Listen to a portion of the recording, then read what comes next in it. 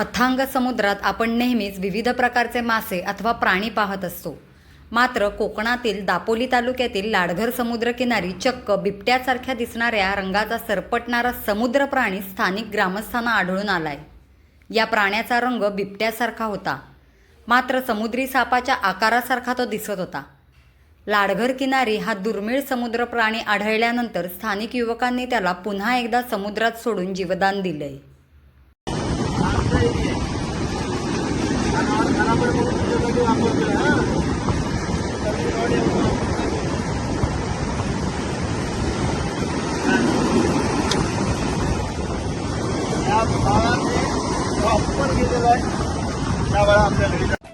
कोकणातील ताज्या घडामोडींसाठी आजच सबस्क्राईब करा कोकण टुडे चॅनल व नोटिफिकेशन बेल आयकॉनला क्लिक करून मिळवा नवनवीन अपडेट्स.